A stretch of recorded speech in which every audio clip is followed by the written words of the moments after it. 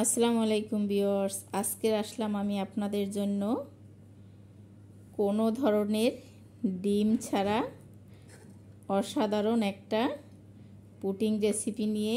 এই পুডিং রেসিপিটা এতটাই মজার, ডিম ছাড়া, তারপরও খুবই ভালো লাগে। তো বাসায় তৈরি করে একবার হলেও খেয়ে দেখবেন। যদি আপনাদের কাছে একটুও ভালো লাগে তো অবশ্যই আমাকে কমেন্টে জানাবেন। আর এখনও আমার চ্যানেলটি যারা সাবস্ক্রাইব করেন নাই তাদের কাছে অনুরোধ রইল আমার চ্যানেলটি সাবস্ক্রাইব করে লাইক কমেন্ট শেয়ার করে দিবেন। ফেসবুক পেজ থেকে যারা দেখছেন তারা অবশ্যই লাইক কমেন্ট শেয়ার করে আমার পেজটি ফলো করে দিবেন নিত্য নতুন ভিডিও পাওয়ার জন্য। দেখেন এটা কত সুন্দরভাবে সেট হয়ে গেছে।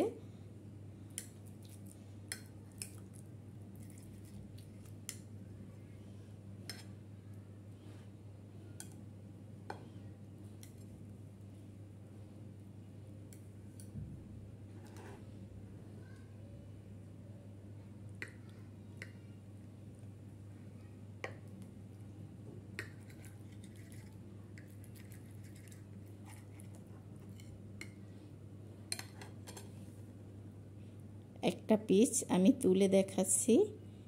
দেখেন কত সুন্দর পারফেক্টভাবে জমে গেছে।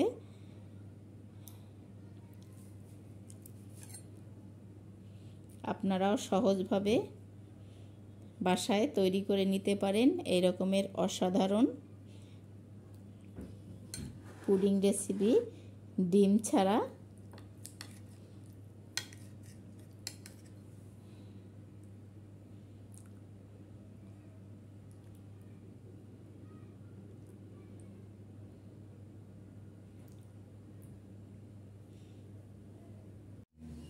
এখানে চুলাতে আমি একটা কড়াই বসিয়ে দিয়েছি।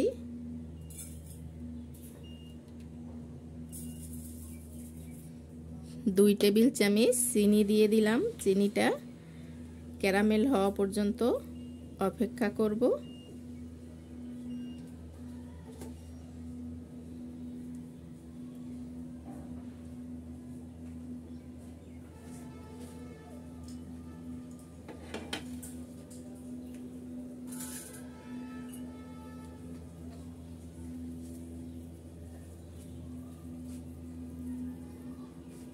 চিনিটা গলতে শুরু করেছে।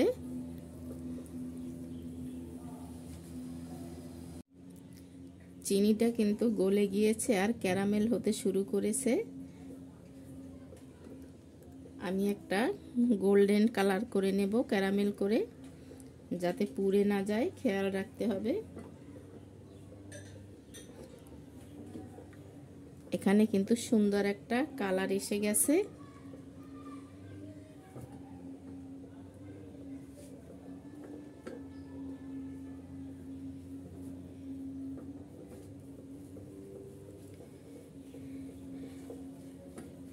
ক্যারামেলটা কিন্তু আমার হয়ে গেছে।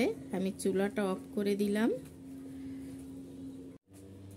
এখানে একটা পুডিং মোল্ড নিয়ে নিয়েছি আর সম্পূর্ণ ক্যারামেলটা আমি এখানে ঢেলে দিচ্ছি।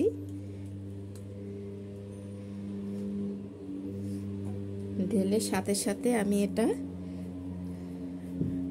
বাটিতে ছড়িয়ে দিচ্ছি।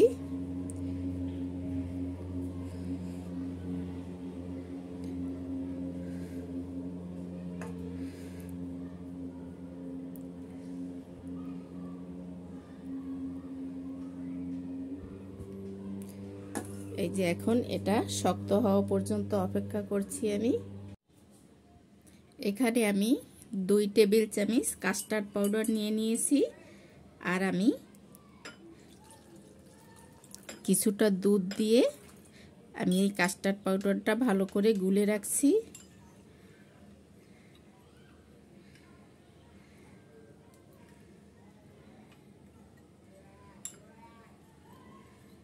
যেখানে কাস্টার্ড পাউডারটা গোলানো হয়ে গেছে এটা পাশে সরিয়ে রেখে দিচ্ছি আমি। এখানে যে কড়াইটাতে আমি ক্যারামেল করেছিলাম সেই কড়াইতে আমি 1 কাপ দুধ দিয়ে দিলাম।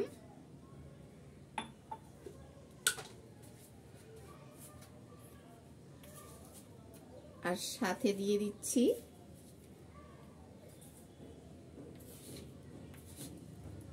তিন টেবিল চামচ চিনি।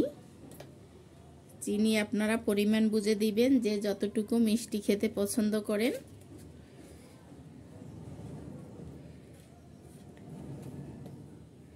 আর মিষ্টির ব্যালেন্সের জন্য আমি এখানে সামান্য একটু লবণ দিয়ে দিলাম। ভালো করে নেড়েচেড়ে আমি মিক্স করে নিচ্ছি।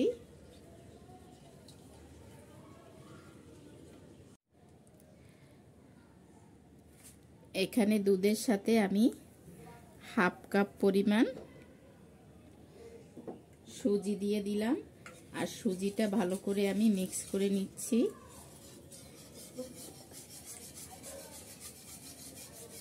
যাতে দলা পেকে না যায়, অনবরত নেড়েচেড়ে আমি সুজিটা জাল করে নিচ্ছি।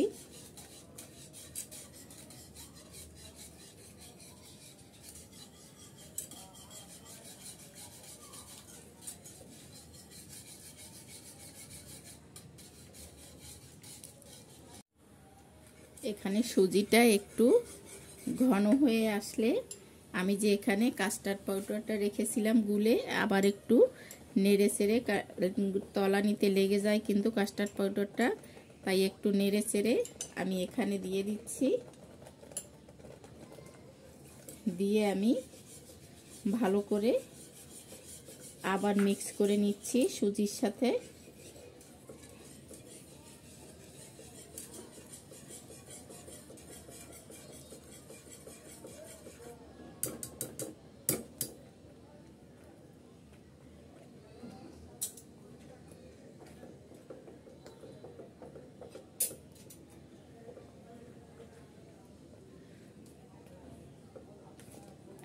এটা কিন্তু সেদ্ধ হয়ে গেছে, একটা থকথকে ভাব এসে গেছে।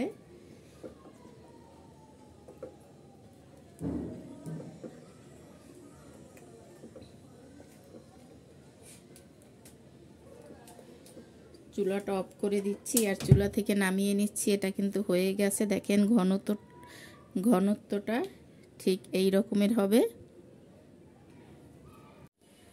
এখানে আমি যে চিনি ক্যারামেল করে রেখেছিলাম, এটা পারফেক্টভাবে শক্ত হয়ে গেছে, একেবারে সুন্দর মতো সেট হয়ে গেছে।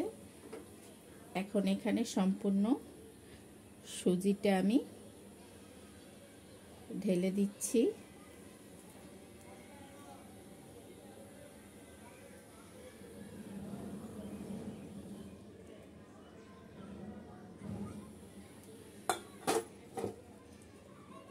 একটু ভালো করে সেট করে নিচ্ছি আমি।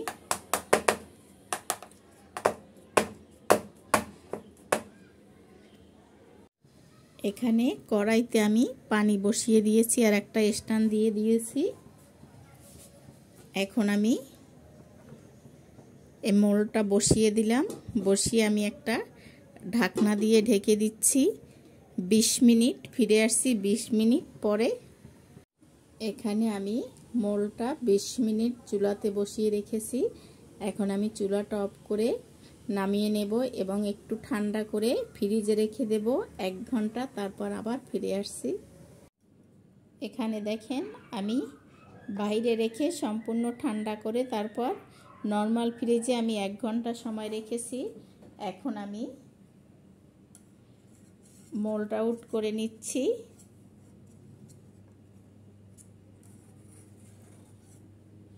এমনিতেই সাইডটা আলগা হয়ে গেছে, আমি এখন একটা প্লেটে ঢেলে নিচ্ছি।